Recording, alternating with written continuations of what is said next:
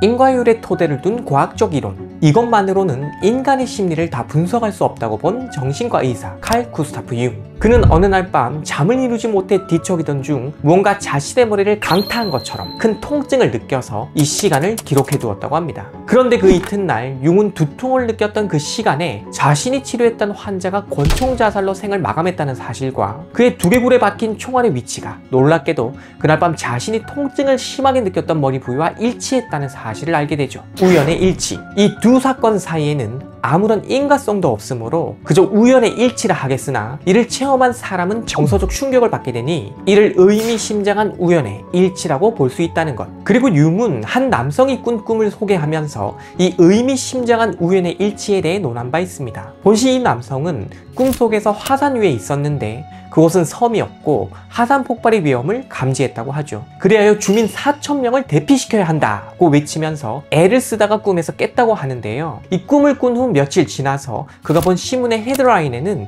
이렇게 적혀 있었다고 합니다. 마르티니크 화산 폭발, 주민 4만 명 이상 사망 추정. 우연의 일치, 섬, 화산, 숫자 4라는 단위. 꿈에서 본 이 이미지들과 현실 속 사건 사이에는 아무런 인과성도 없습니다. 하지만 꿈은 현실 속 사건을 먼저 보여줄 때가 있으며 이런 예지몽을 통해서 나의 자식 또는 나의 연인의 앞날을 염려하는 사람의 마음을 만날 때가 있죠. 하지만 이런 꿈과 사건의 일치에 대해 인과율로 설명할 수 없다고 하여 무시해버리기는 쉽지가 않다는 것. 왜냐하면 의미심장한 이 일치를 통해 인간은 심리적 변화를 일으키기도 하기 때문입니다. 실제로 정신과 의사였던 칼 융은 수많은 사람들을 치료하는 과정에서 바로 이러한 무인과적 일치를 통해 인간의 내면 세계가 바뀌는 사례들을 여러 번 겪게 되었고, 특별히 이런 경험이 인간의 심리 치료에 중요한 역할을 한다는 사실도 발견했답니다. 그리하여 그는 이 의미심장한 우연의 일치를 동시성이라 부르면서 연구를 했는데, 이미 우리 채널에서는 칼 융이 수립한 이 동시성 이론을 양자역학과의 유사성에 주목하여 소개한 적이 있죠. 그러므로 아직 못 보신 분들은 나중에 따로 챙겨보실 수 있도록 고정 댓글로 링크를 걸어둘 테니까 참고하시기 바라며, 이번 강의에서는 칼 융이 창안한 분석 심리학적 관점에서 이 동시성 이론은 어떤 의미를 가지는지 살펴보고, 이런 내용이 중국의 고전, 주역과도 어떤 관계를 맺는지 살펴볼 것이랍니다. 왜냐하면 융은 이 동시성 이론을 만들 때 주역에 큰 영향을 받았다고 알려져 있기 때문이죠. 그러므로 이제부터 여러분은 재밌게 시청해 주시면 되겠습니다.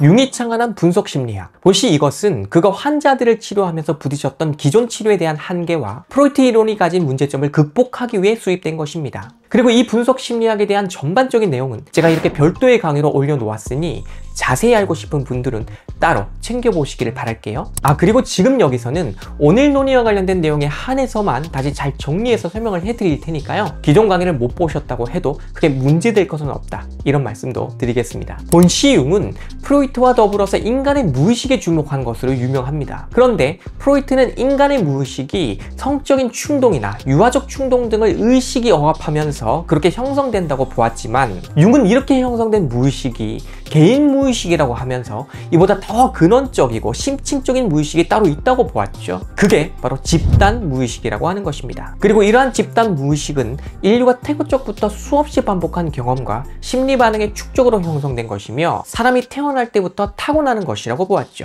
예를 들어 새는 특별한 학습 없이도 매우 정교한 형태의 둥지를 짓는 능력을 타고나는 것으로 알려져 있습니다. 가령 까치의 경우는 나뭇가지들이 잘 움직이지 않도록 견고하게 맞물리는 방식으로 겹쳐 쌓아서 흔들림이 발생하지 않는 재밍 현상이 나타날 수 있도록 둥지를 그렇게 만들어낸다고 알려져 있는데요. 과학적으로 완성도가 아주 높은 이 둥지를 만들어내는 능력은 본능적인 영역에 들어있다는 것. 마찬가지로 인간 또한 집단 무의식을 타고나기 때문에 이것으로부터 아주 복잡하면서도 고도로 발달된 인간성을 나타낸다고 융은 보았습니다. 가령 신생아는 복잡한 체계로 구성되어 있는 언어, 이를 습득하고 내면화시키는 능력을 타고나죠. 하지만 어떻게 이것이 가능한지는 과학적으로 완전히 설명되지 않고 있습니다. 즉 비논리의 영역인 무의식이 논리적인 의식 영역의 창조적 원천이 된다는 것. 이는 인과성으로 설명되지 않는 특이한 관계이지만, 그럼에도 불구하고 이 두 영역은 마치 동시성처럼 무인과적으로 상호 연관을 맺으며 영향을 주고받으니 이것이 융이 이해한 인간의 심리 세계입니다. 그리하여 융은 전체 정신으로서의 자기라는 개념을 제시했는데, 이것은 인간의 정신을 이루는 무의식과 의식의 전체가 바로 자기라고 하는 것이다 라는 뜻입니다. 하지만 많은 사람들은 이런 자기에 대한 이해를 놓친 채 자아가 곧 자기라고 오해하면서 산다는 거죠. 여기서 자아란 의식의 영역을 통솔하는 기능 컴플렉스인데, 예를 들어 이성적 기능을 활용해 계산하고 분석하며 기억하고 판단하는 방식으로 이 세상에 집중한 채 살아가는 것, 이게 자아가 하는 역할입니다. 하지만 이러한 것은 어디까지나 의식의 영역에 해당하는 거라서 그 사람의 전체 정신 중 한 부분에 불과하다는 거죠. 따라서 이것만을 전체 정신으로서의 자기라고 생각하면 안 되며, 의식 활동에 영향을 미치며 그 원천이 되고 있는 무의식까지의 관계를 균형 잡힌 시선으로 파악해야 비로소 자기에 대한 이해가 가능해진다 라고 보는 것이 분석 심리학의 입장이라는 것. 그러니 이 내용을 잘 알아둔 상태로 계속해서 이 강의를 봐주시기 바라겠습니다. 앞서 우리는 자아와 자기라는 분석 심리학의 개념들을 만났는데, 본시 융은 이런 개념들을 사람들을 치료하면서 수립했다고 합니다. 그러니까 칼 융이 사람들의 정신을 치료하면서 살펴보니까 자아 중심의 삶에 너무 몰입하여 사는 사람, 가령 사회적 성공에 대해 집착하거나 주어진 업무를 완벽하게 해내기 위해 자신의 이성적 능력을 극도로 끌어올리거나 하는 사람은 무의식적 영역까지 포함하는 전체 정신으로서의 자기를 제대로 이해하지 못하게 되며, 이런 상태가 지속되면 전체 정신의 균형이 깨져서 강박증, 망상장애 관련 여러 증상들 또는 히스테리컬한 증상 등등이 발생하는 것을 목격했다는 것이죠. 가령 밖에서는 친절하고 예의 바른 사람이 집에만 오면 가족들에게 과격해지고 난폭하게 구는 것, 이런 이중적인 모습을 보이는 것, 또는 직장 동료들 사이에서는 과묵한 편에 속하는 이 사람이 자기 아내와의 사적인 시간을 보낼 때는 심하게 말이 많아지면서 온갖 것들을 다 간섭하려 드는 것, 이런 증상 보이는 분들을 우리는 살면서 만날 때가 있는데, 분석 심리학적 관점에서 보자면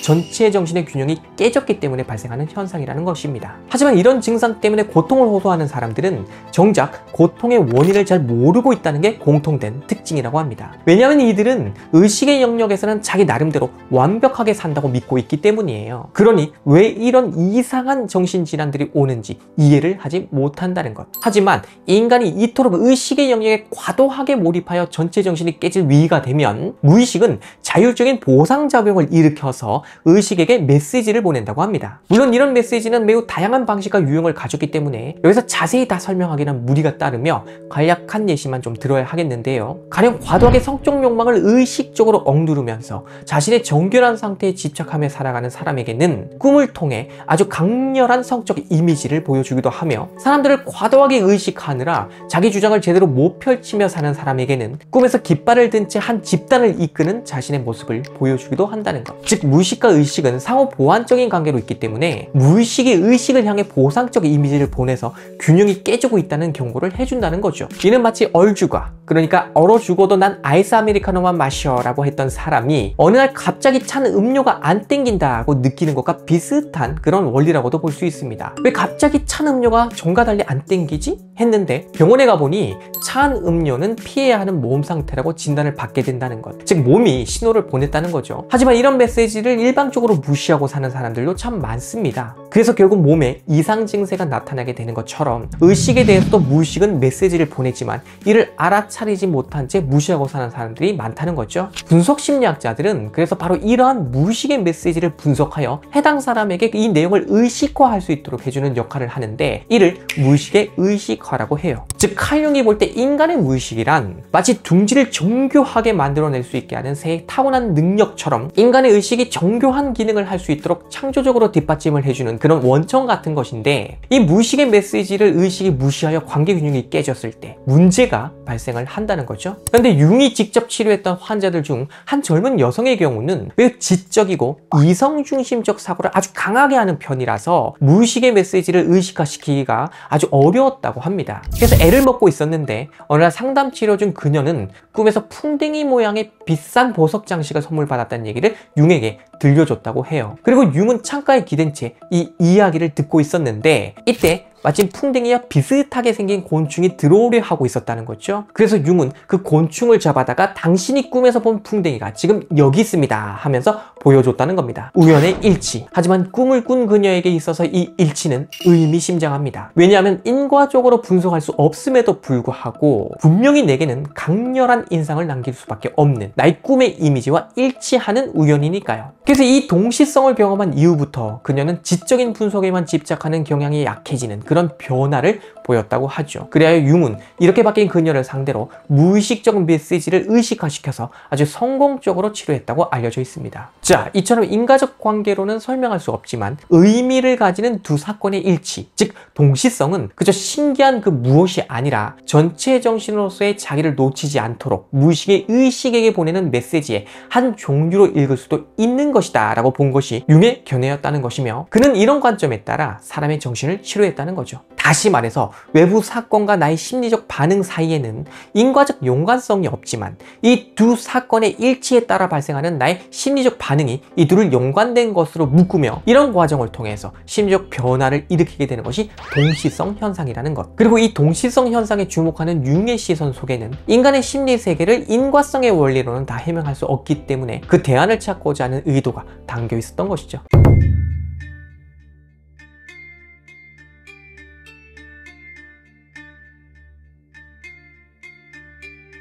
동시성 현상에 주목한 칼 융. 본시 그는 이 이론을 수립할 때 중국의 고전 주역에 큰 영향을 받았습니다. 왜냐하면 바로 이것이 동시성을 가장 명확하게 보여주며 또 세련된 방식으로 응용하고 있다고 그는 보았기 때문이죠. 자, 그렇다면 주역이란 무엇일까요? 본시 이것은 점을 치는 점술서의 성격으로 시작해서 심오한 철학서로 발전한 텍스트인데, 이와 관련된 전반적인 설명은 제가 이 강의에서 해놓았으니 관심 있는 분들은 따로 챙겨보시기를 바라며, 여기서는 오늘 우리 주제와 관련된 내용만 잘 정리해서 누구나 쉽게 이해할 수 있도록 설명하겠습니다. 본시 융은 주역과 동시성 현상 사이에 공통점이 있다고 보았으니 이 내용부터 좀 살펴보죠. 주역에는 총 64괴라고 하는 이런 괴상들이 있는데 이들 중 하나의 괴를 선택하는 것이 주역점을 치는 방식입니다. 그리고 이 괴를 뽑을 수 있도록 하는 특정 절차가 주역에는 정해져 있죠. 그러니까 총 50괴로 이뤄진 산까지 또는 막대들을 가지고서 양손으로 나눠든 후 이것을 정해진 수만큼 빼면서 계산을 하면 하나의 괴상을 얻게 되는 그런 프로그램이 있다는 얘기입니다. 따라서 특정 문제 사항에 놓인 사람이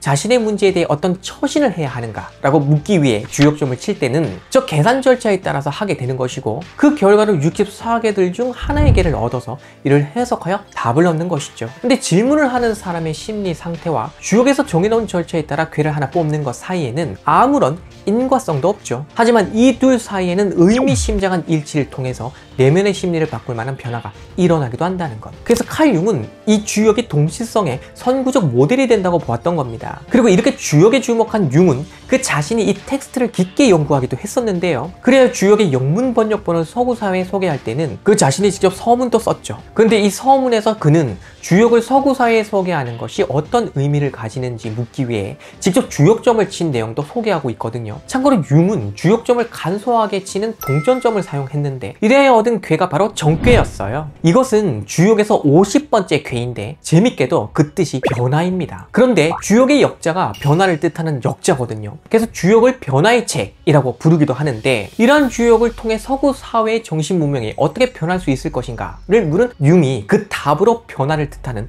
정괴를 얻었다는 것. 기묘한 우연의 일치죠. 그렇다면 이 괴가 왜 변화를 나타내는가 하는 궁금증이 생길 텐데요. 여기 이 아랫부분이 바람이 들어온다 라는 뜻의 괴이며 이 윗부분은 불이 붙어 빛이 난다는 뜻의 괴입니다. 그리고 정이라는 것은 이처럼 세 발 달린 솥인데요. 활활 타오르는 불 위로 솥을 두고 끓이면 그 안에서 사물은 녹아내리고 다른 성질로 바뀐다는 거죠. 그래야 주역 서계전에서는 이 괴를 두고 다음과 같은 해석을 달아두었습니다. 사물을 혁신적으로 변화시키는 것이 정이다. 그러므로 정괴를 받은 것이다. 물론 융은 이 괴상에서 구이와 구삼의 효사를 보고 자신의 물음에 대한 답을 해석했는데, 어쨌든 질문하는 자의 심리 상태와 주역의 계산에 따라 우연히 도출된 정괴 사이에는 무인과적 연관성의 원리, 즉 동시성이 발생한다는 것. 그리고 이 동시성을 통해 정서적 반응을 일으킨 융은 바로 이 반응에 대한 자기 의미를 스스로 부여했으니 이는 주역이 현재 오인받고 있으나 끝내는 서구 사회에서 인정받게 될 것이라는 내용이었답니다.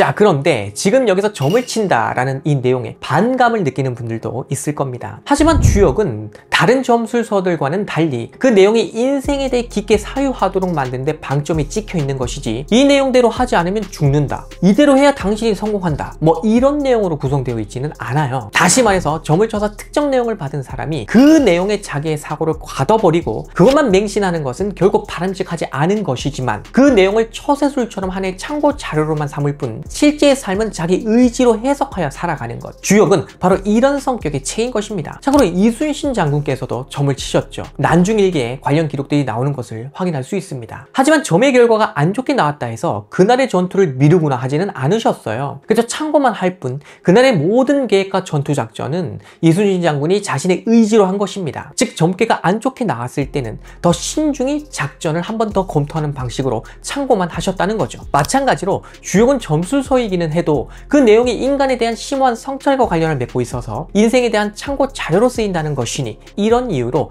유고와 도가학파 모두에서 아주 중요한 철학서의 성격으로 대접을 받은 채 존경을 받아왔던 것이죠. 그러므로 여기서 잠시 이 주역에 대해 소개를 해드려야 하겠는데요. 본시 이것은 이진법에 기초한 수학적 원리에 따라 모두 64개라고 하는 도상들로 설계되어 있다는 것이 큰 특징입니다. 즉, 이렇게 하나로 완결된 선을 가지는 것, 이를 양효라 하고, 이렇게 가운데가 뚫려 있는 선, 이를 음효라 하는데, 이 둘이 주역의 기초가 되는 단위, 즉 이진법에서 기초가 되는 단위입니다. 그리고 이렇게 괴라고 부르는 하나의 도상에는 양효와 음효가 6번 중복되며 그 모습을 달리하는 총 64개가 있다는 것. 그리고 이 괴들에 대해서는 각기 그 괴에 대한 설명들이 있으니 이를 괴사라 합니다. 그리고 이 하나의 괴를 구성하는 6효들에 대해서도 각각의 설명이 있으니 이를 효사라 하죠. 그렇다면 왜 이처럼 주역은 인간의 문제를 곧바로 언어를 통해서 해설하지 않고 이런 도상들을 이진법 체계에 따라서 설명하도록 고안해 놓은 걸까요? 네, 이와 관련해서는 주역 개사전에 다음과 같은 유명한 내용이 나옵니다. 글은 말을 충분히 담아낼 수 없고 말은 생각을 제대로 표현할 수 없다. 네, 그러니까 인간의 언어로는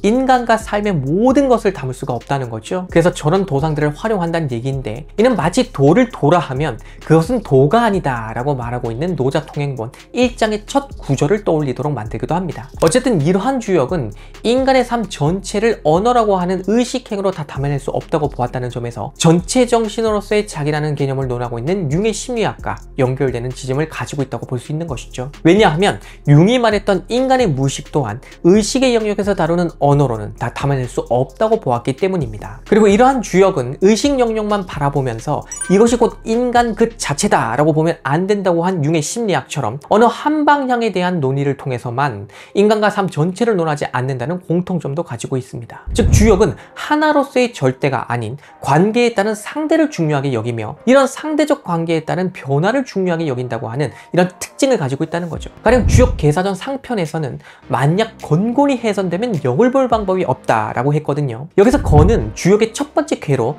양효들로만 구성이 되어 있고, 고는 주역의 두 번째 궤로 음효들로만 구성이 되어 있는데, 이 두 궤가 주역 전체의 기초가 됩니다. 그리고 이 두 궤가 훼손되면 역을 볼 수 없다고 했을 때, 여기서 말하는 이 역은 변화를 뜻하죠. 즉, 양과 음의 관계 중 어느 하나만 훼손되어도 그 관계는 끊어지며, 이렇게 관계가 단절된 상태, 즉 고립된 상태에서는 변화를 읽을 수 없다는 것입니다. 왜냐하면 나라는 존재는 너와의 관계 속에서 변화를 겪으며 너라는 존재도 다른 이들과의 관계 속에서 변화를 겪는 것이므로, 이런 변화를 읽으려면 먼저 관계의 기초부터 알아야 하기 때문이라는 것이죠. 이는 자기의 심리적 변화를 알기 위해서는 의식의 한 영역만 집중할 게 아니라 무의식과의 관계, 이 전체를 아우르면서 봐야 한다고 했던 융의 심리학과도 상당히 닮아있는 부분이기도 하죠. 어쨌든 이러한 주역은 관계의 철학을 구사하면서 특정 가치를 절대화시켜서 그것만 추종하도록 하는 사유를 극도로 피하고 있다는 것이 특징입니다. 예를 들어 주역에는 절대적으로 복을 받아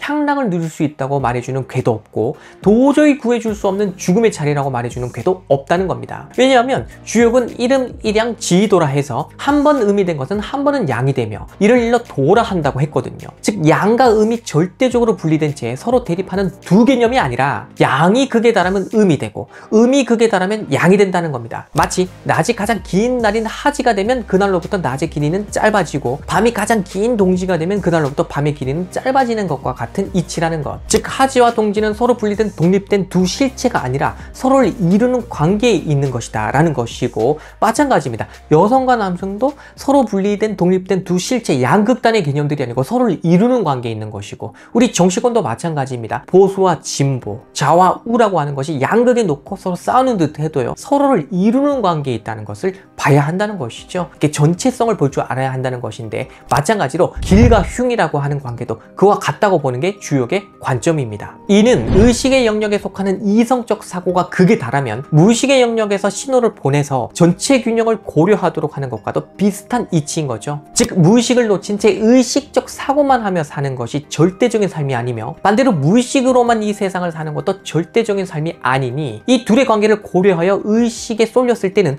무의식을, 무의식에 쏠렸을 때는 의식을 살펴 그 전체 균형을 봐야 한다는 것. 이는 노자 철학과도 나름대로 상통하는 면이 있습니다. 융은 인간의 심리 속에 있는 대극 구조, 그러니까 비논리적인 무의식과 논리적인 의식의 양극단을 논하면서도 이 대극 구조가 다시 하나라고 하는 전일성에 대한 성질을 논하잖아요. 근데 노자 통행문 2장에도 보면 어려움과 쉬움이라고 하는 이 두 양극단의 개념이 서로를 이루는 관계에 있다라고 하는 전일성의 관점에서 도를 논하고 있답니다. 이처럼 주역, 노자, 융, 이 삼각구도 사이에는 양극단이 다시 하나를 이룬다고 하는 관계의 철학이 있다는 공통점이 있어서 이러한 측면을 연구하는 논문들도 많이 나오고 있어요. 어쨌든 칼 융이 볼 때 주역은 자신이 연구한 인간의 전체 정신으로서의 자기 개념과 상당히 닮아 있었던 겁니다. 그리고 앞서 우리가 살폈던 동시성 현상, 이것은 두 사건의 일치를 통해 발생하는 정서적 반응에 주목하는 그 당사자가 여기에 어떤 의미를 부여하는가에 따라서 향후 다른 태도로 삶을 살아갈 수도 있고, 그렇게 되지 않을 수도 있는 것이죠. 앞서 예시로 만났던 풍뎅이의 꿈을 꾼 그 여인처럼 말이에요. 마찬가지로 주역이 준비해놓은 64개와 그 속에 들어있는 해설들, 이것들 중 나의 삶과 관련이 있다고 선택된 하나의 괴를 보았을 때 이 괴에 딸려있는 설명을 읽은 나의 정서적 반응에 어떤 의미를 부여할 것인가 하는 것은 그 사람의 몫인 것이며, 바로 이것을 통해서 이 사람도 향후 다른 성격의 삶을 살 수도 있고 고인물처럼 그대로 머물러 있게 될 수도 있다는 겁니다. 즉 동시성과 주역은 인간이 자기 의지로 의미를 부여하는 것에 그 방점이 찍혀 있다는 공통점을 가지고 있는데, 이러한 분석을 하고 있는 융은 주역 또한 무의식적 메시지가 의식화되는 과정을 밟는 그런 프로세스로 되어 있다고 보았던 겁니다. 즉 특정 문제 상황에 놓인 사람이 주역을 찾을 때 그 사람의 심리는 무의식에 숨겨져 있으며, 특정 괴를 뽑아서 그 내용을 만났을 때는 무의식에 들어있는 메시지에 자극을 받으면서 그 내용에 대한 자신의 의미를 의식의 기능으로 부여하게 된다는 것. 그래서 같은 정계를 놓고도 서로 다른 해석과 태도가 결정된다는 거죠. 이처럼 나라는 존재를 이해하기 위해 전체의 정신으로서의 자기를 보고자 노력하는 것, 그 과정에서 나의 무의식이 보내는 메시지를 꿈의 이미지나 주역과 같은 것을 활용해 파악해보는 것 또한 그 자신의 의지로부터 비롯되는 것이니, 이렇게 무의식의 메시지를 의식의 영역에 반영시키면 여러 정신질환을 겪지 않는 건강한 정신상태를 유지할 수 있게 된다고 융은 보았다는 겁니다. 그러므로 나는 인과율에 기초한 과학으로 인간의 심리 세계 또한 물리적 세계처럼 다 파악된다고 본다. 따라서 인과율에서 벗어난 저는 비과학적 논의는 필요가 없다 라고 생각하는 분들은 그 생각에 따라서 융의 심리학보다는 뇌과학 중심의 심리학을 연구하시면 되는 것이며, 아니다, 나의 경험 또는 나의 정신적 상태 등은 저런 시도를 필요로 하고 있으며 인간의 정신은 과학적 이론만으로 다 분석하는데 한계를 보인다 라고 생각하는 그런 분들은 융의 심리학을 보다 깊게 공부하면서 동시성 이론에 대한 연구도 해볼 수 있다는 얘기입니다. 어디까지나 선택의 문제인 것이죠. 그러므로 이상의 내용을 잘 참고하셔서 인간의 정신 영역을 탐구해 보시는 것도 좋겠다라는 말씀을 드리는 것이며, 저는 다음에 또 기회가 될 때는 융이 동시성 이론과 관련하여 제시했던 무의식의 절대지라는 개념이 있거든요. 이것에 대해서도 강의를 해드리도록 하겠습니다. 감사합니다.